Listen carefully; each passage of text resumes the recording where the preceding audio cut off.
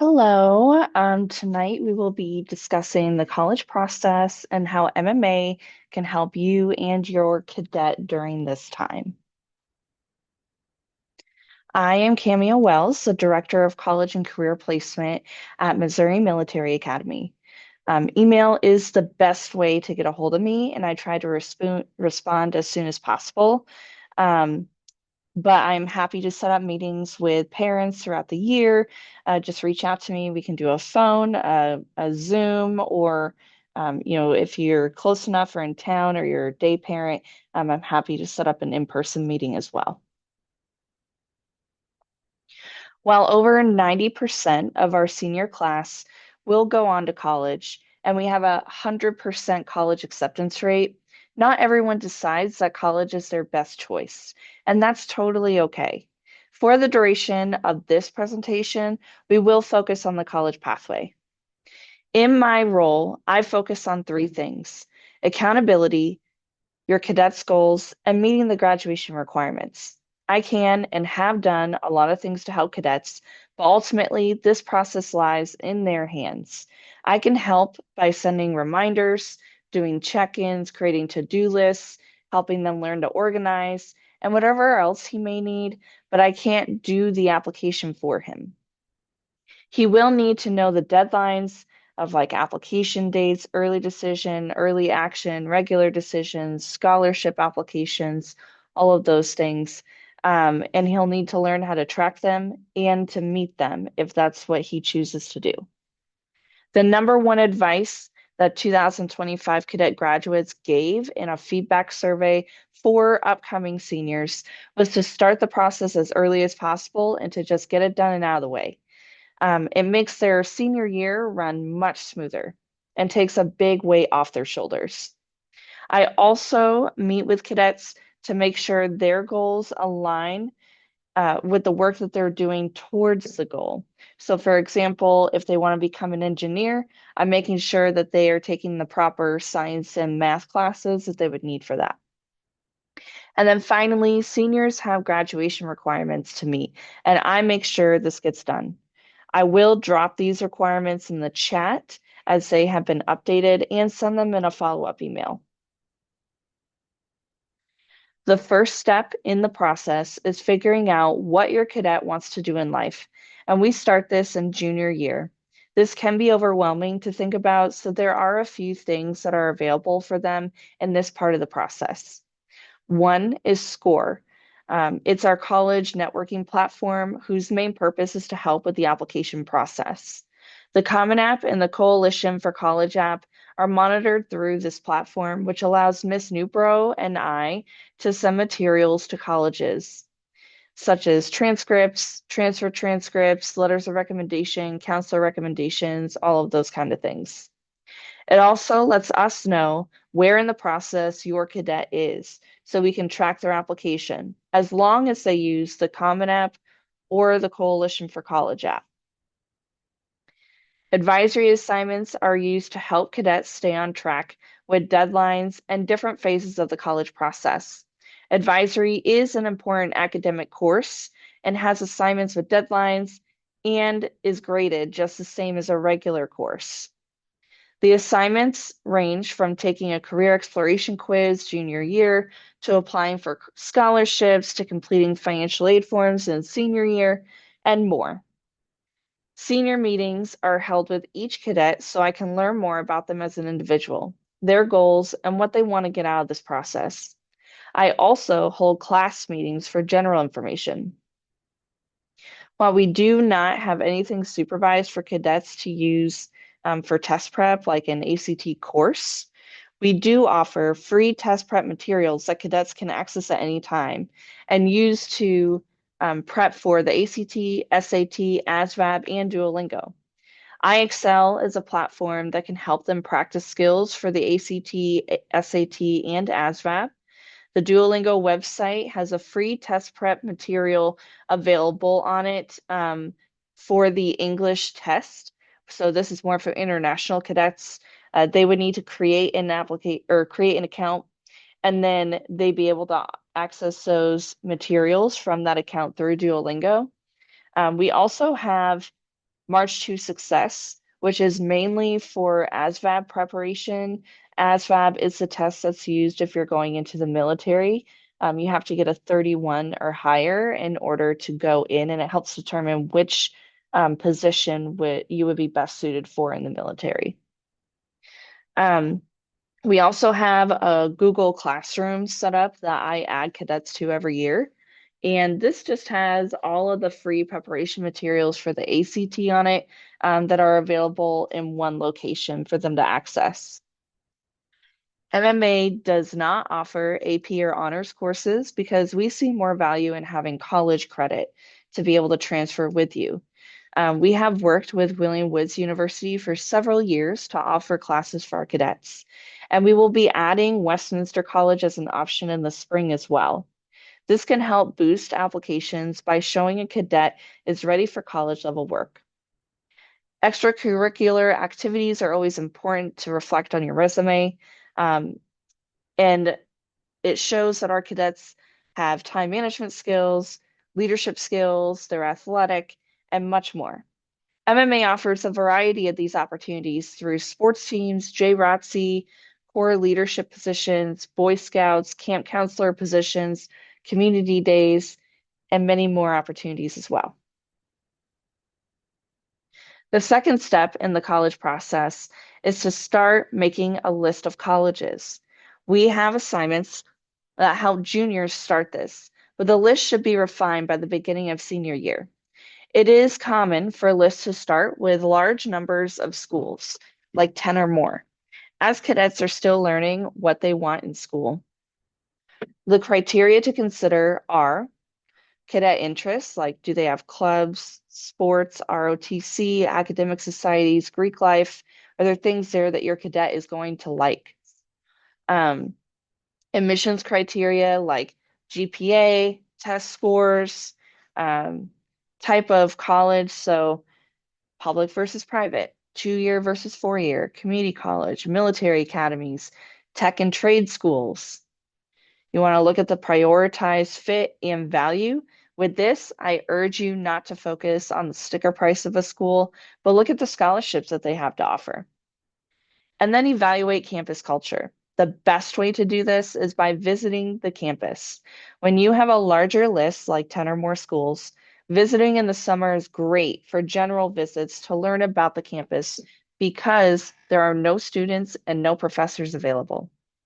Visiting when school is in session is great for smaller college lists, like 10 or less. I would even say probably around 6 colleges would be better. Um, and the reason for this is because you can shadow classes, you can see campus life with students there and professors there. You can meet with professors, you can meet with students. They might have more personalized tours where you can go into an engineering lab or into the classrooms and like those kind of things. Another great opportunity is admissions events. These are put on by the school so prospective students can learn about programs, sports, stay on campus, and even more. MMA does not have the resources to bring cadets to college visits within Missouri, but we do transport to the St. Louis and Columbia airports for a fee. Parents can schedule a pickup to get their cadet from campus. This is our college and career furlough policy. It is significantly different from the previous one. College and career furloughs are defined as a cadet attending an official pre-scheduled event or visit with a post-secondary school or career field opportunity. Junior and senior cadets may use 3 days per semester for the academic year for college and career furloughs. College and career furloughs can be added to the end of Thanksgiving and spring furlough, as well as added to the beginning or end of Easter open weekend, but not to affect any exams. All transportation policies will be upheld and followed during these times as listed in Chapter 14, Sections 9 and 10. And this is out of the Cadet Handbook. So that's what chapters and sections they're referring to. College and career furloughs will not be approved if scheduled before Thanksgiving and spring furlough, before or after winter furlough, after May 1st, during homecoming and alumni weekend, fall family weekend, Veterans Day review, Valentine's weekend, or spring family weekend. Cadets with an unapproved furlough who still attend the visit will have unexcused absences for every day they miss academics. The cadet will be charged a prolonged furlough fee and may receive consequences as outlined in Chapter 2 of this handbook. When going to visit college, it is important to think about what you wear as well. This will be your cadet's first impression of the college. My recommendation is to wear the MMA travel uniform or the garrison uniform. If your cadet wants to wear non-MMA clothes, then I would suggest khakis and a polo or button-down shirt with clean-looking shoes. To get this type of furlough approved, please follow this procedure. A cadet's parent or legal guardian must complete the online general leave form with information about the visit no later than 3 weeks, 21 days before the requested leave dates. The cadet must come to the Director of College and Career Placement's office, so my office, for the physical permission form. This form will be brought to their teachers and department heads for permission to leave campus as an unexcused absence. This form must be turned in to me no later than 2 weeks, so 10 academic days, prior to the requested leave date.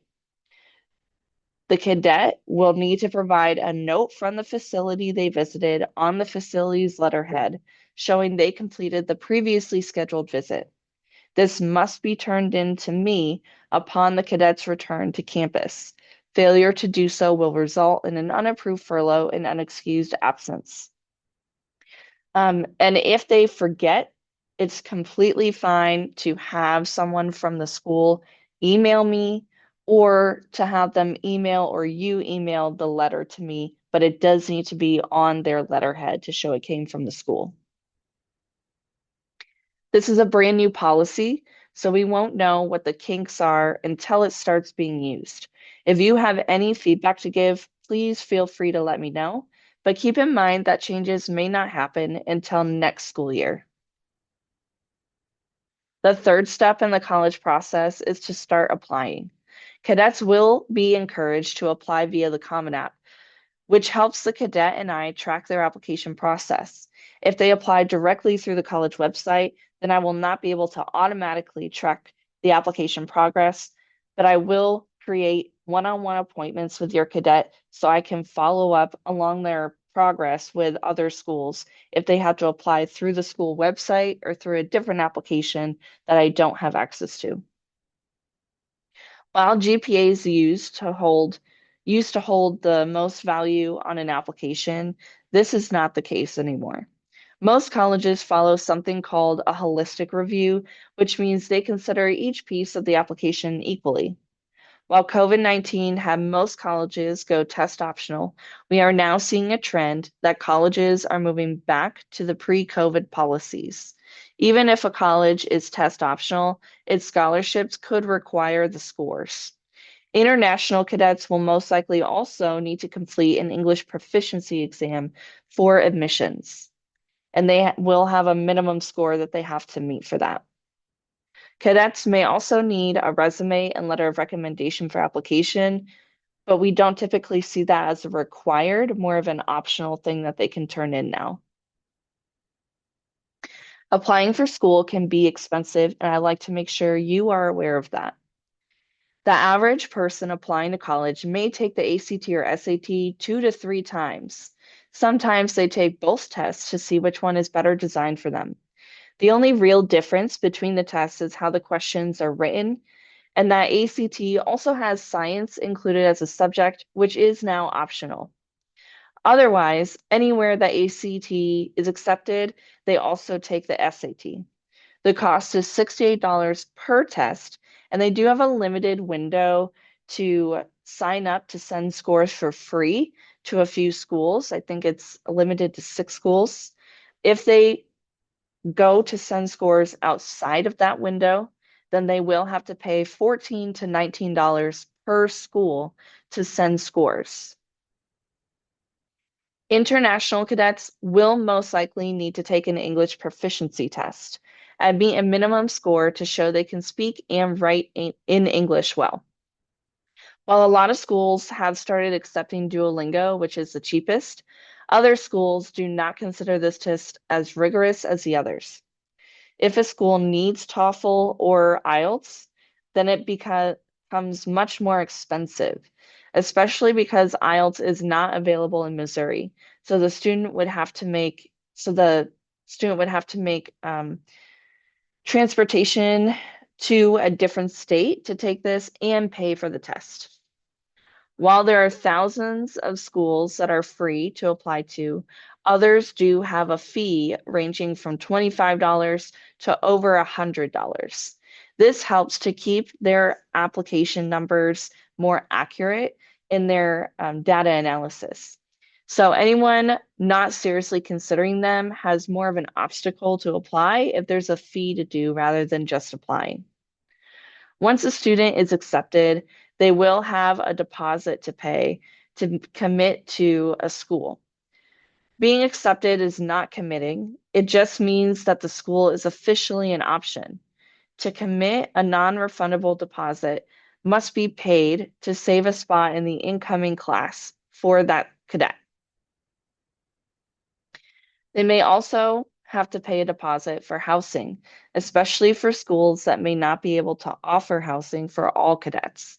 For example, Texas A&M has over 80,000 students and not nearly enough housing for them at all. You pay a deposit with your housing application to reserve a room. Not every college does this, but it is important to be aware of. The fourth step in the college process is financial aid. The very first thing to do is complete the financial aid paperwork. Domestic cadets will want to complete the free application for federal student aid, and international cadets will want to complete the CSS profile through College Board.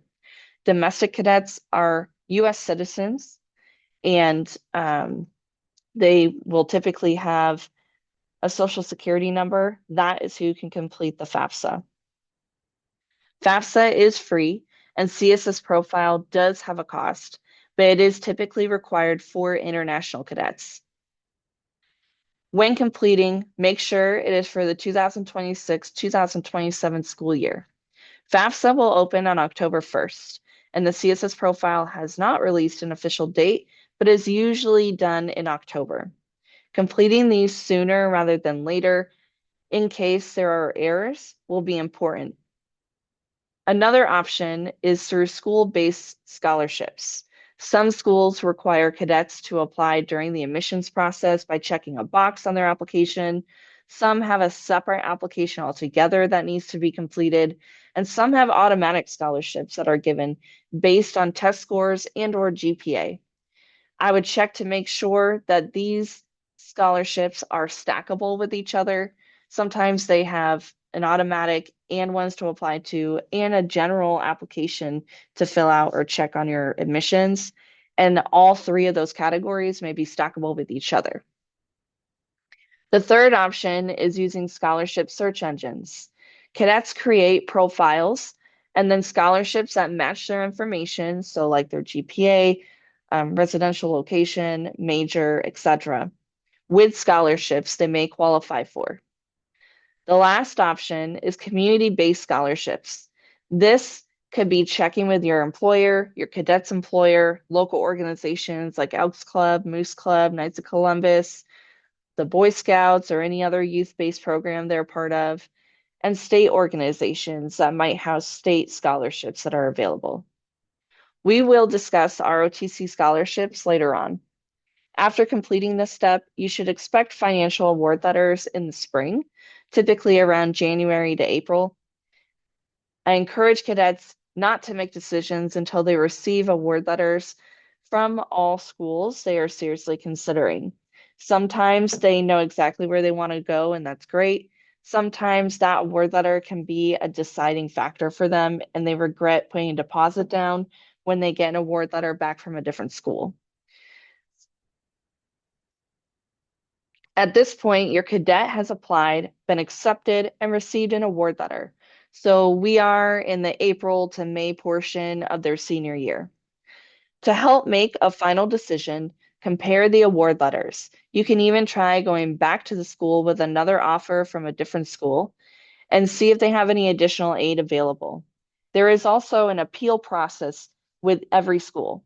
So that means if the FAFSA or CSS profile that you submitted does not reflect where your family is financially right now, so someone died, someone gave birth, um, someone lost a job, something like that, then you can go to the financial aid office and complete the appeal process, and they will review everything to see if you're eligible for more aid. Another thing that you should be doing is revisiting the schools your cadet is seriously considering over spring break or Easter open weekend. You can attach those college furlough days to those time periods as well. Pay the deposit to save your cadet's spot in their number one choice and celebrate the milestone. May 1st is National College Decision Day, so typically all of the colleges want to have deposit numbers solidified by that date. I encourage you to have serious conversations with your cadet about their future, what it looks like, and be open-minded to their ideas. The college process is long, overwhelming, and they will need your guidance. But this is also their first step towards adulthood. A common misconception is that decision day is the finish line, but it's not. After paying the deposit, the new student paperwork will become available. Sometimes schools will make this available before the deposit, but the information will not be processed until the deposit comes through. Typical paperwork you will see is insurance, because everybody has to be insured on campus. Medical forms, so like a physical and vaccines need to be done. Accommodation acknowledgments. So if your cadet was on an IEP, a learning plan, a 504, anything like that, you can talk to a coordinator and they can tell you what accommodations may be available for them. Um, the bill typically comes out in July with like an August due date so that you have to either pay the bill or set up a payment plan by that date before your cadet shows up on their campus. And you want to check the bill to see if there's any other charges that are on there. So like program fees, insurance fee, a parking pass, like different things like that that you may not have seen on the award letter. Accuplacer tests. This is typically for math and English. Sometimes they have science ones if you're in a STEM major. But this is just an ungraded test that shows where your cadet should be in which level class they should be enrolled in. So that's really all it's used to determine is to make sure they are taking the correct level class. And then housing, like we mentioned before, completing the paperwork, and then maybe putting a deposit down if that's something that's required. Let's review the timeline. From 9th to 11th grade, cadets should be researching majors and careers they may be interested in. Some schools have an undecided major that is designed to help young adults figure out what they want to do, so we're right here. By 11th grade, there should be a first draft of college list, which will probably be around 10 or more colleges. The summer before 12th grade is when the first round of college visits should happen for general information about schools. During the summer before senior year, cadets should also be putting final touches on application materials for their application, which typically opens August 1st. The graduation requirement is that cadets will apply to a minimum of 6 schools and be accepted into at least 2. MMA's goal is to have all seniors apply to these 6 schools by Fall Family Weekend in October. These can be any schools. They do not have to be in the US. They can be from other countries. And under the college umbrella is also included trade schools, culinary school, cosmetology school, fashion school, theater, like, anything that is post-secondary education is what would fall under this umbrella. Cadets can start applying for scholarships as early as ninth grade, but seniors specifically have a graduation requirement to apply to 4 scholarships each semester. Specifically, they should be completing scholarship applications during or after the admissions process with their schools. Starting in October, cadets should be completing the FAFSA or CSS profile. This is a new graduation requirement that has been implemented. This process will trigger award letters to be released from January to April. The sooner you complete this task, the sooner the award letter will come. This brings us to National College Decision Day on May 1st. Cadets should be deciding on where they want to go. After committing, cadets will have new student paperwork to complete before starting in the fall. Now we will dive into the ROTC and military academies portion. International cadets can apply for military academies if they receive a nomination from their country. This is the most important step for them, so please check with your country on their specific process. Without this nomination, they can't even start the application. Domestic cadets will need at least 1 nomination as well. The more nominations they receive, the better their chances are of trying to pursue a service academy and get in. The options for nominations is a vice presidential nomination, congressional nomination, a military affiliate nomination, or an MMA nomination. We have extremely limited nominations available, but we can send them for every branch through our JROTC Gold unit. If your cadet is interested in this, they will need to pursue this with the JROTC department as they have their own process for this. The ROTC scholarships do not require nominations.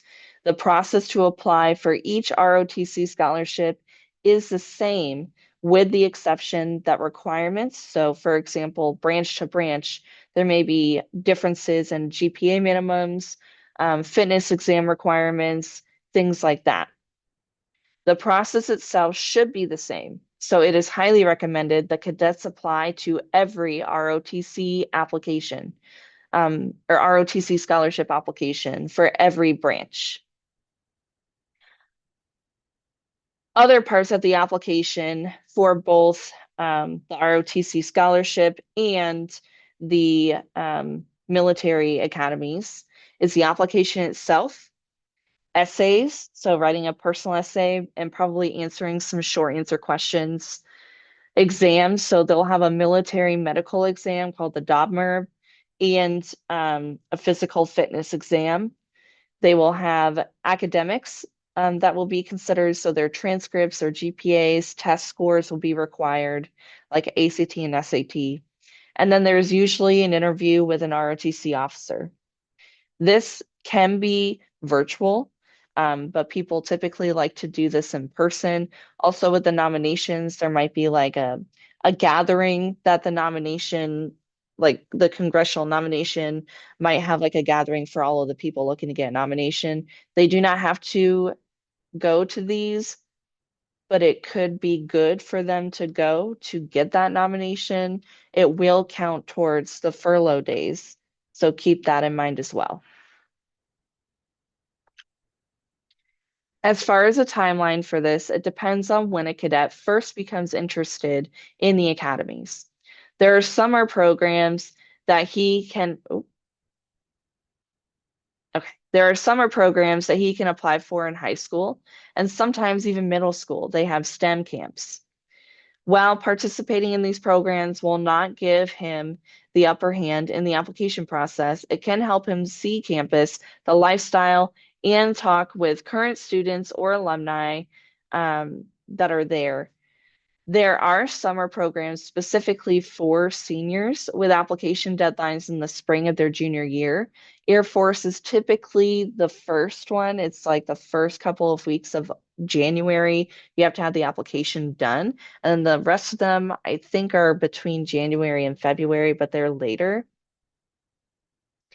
It is recommended that the summer before senior year, cadets start working on their applications. The applications will not be open yet, but they can train for the fitness test, write their essays, study for standardized tests, different things like that.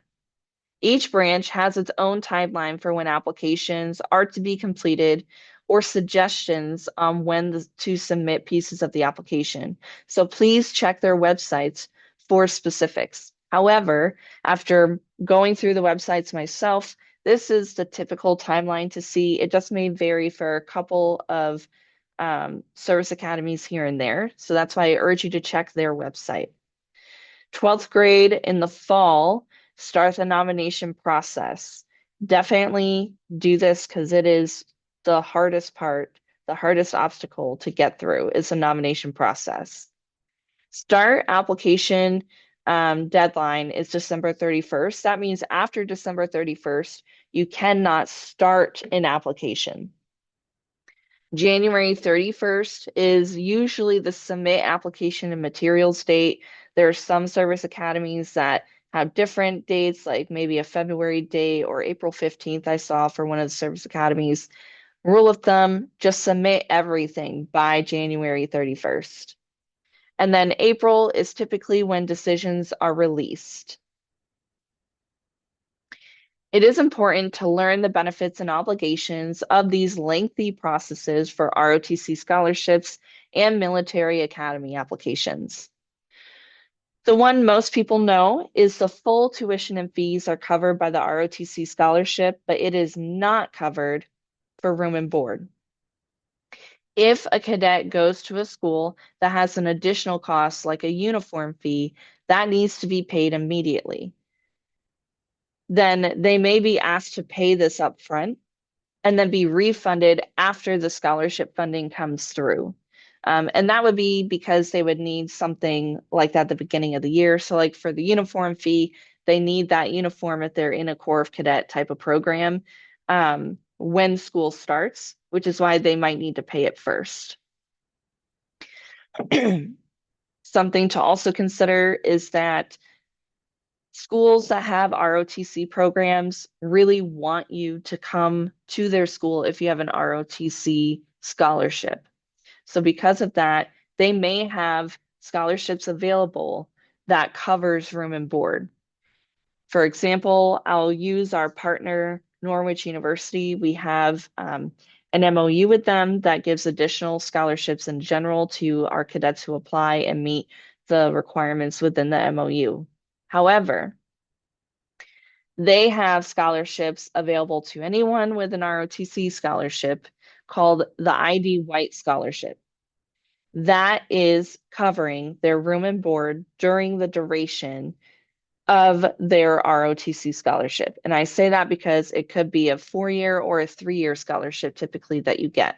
So if you get a 3-year, it covers your room and board during those 3 years. They also have a scholarship where if you have a 3-year Army ROTC scholarship, then Norwich has something, I believe it's called the Arden Partridge Scholarship, that will cover your freshman year as if it was a 4-year ROTC scholarship. So everything would be covered. Another important topic is that when you are applying to schools and you get an ROTC scholarship, you need to make sure the school you're going to offers an ROTC program for that branch. So if you have a naval ROTC scholarship, you need to make sure the school that you're going to has a Navy ROTC program. Service academies cover all of the costs for their students. They may have different fees that come up, like I don't know, textbook fees or, something like that, but everything is typically covered for a service academy. They will receive a monthly stipend between $300 to $500 is usually what it is. Sometimes it can be a little more, sometimes a little less, and it depends on the branch to help cover out-of-pocket costs. So this is typically textbooks, laptops, wanting to go out for pizza, that kind of thing.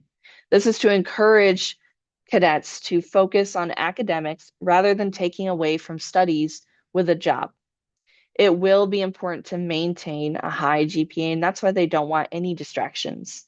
The quickest way to lose an ROTC scholarship is to fall behind in academics and then not being able to catch up. Cadets will graduate as officers and serve for a number of years after graduating. They will also attend military training during the summer to work up to officer training by their senior year of college. So that would be like, basic 1 year, AIT one summer, and then officer training the next summer, so that by the time you're a senior, you can just be stationed somewhere. Thank you very much for taking the time to listen to this presentation. Like I mentioned, please definitely feel free to reach out to me if you have any questions. I am more than happy to help. Again, this is my contact information. Always feel free to reach out to me, set up meetings with me, do check-ins. I'm happy to check in with your cadet throughout the year. And I can't wait to get this school year started.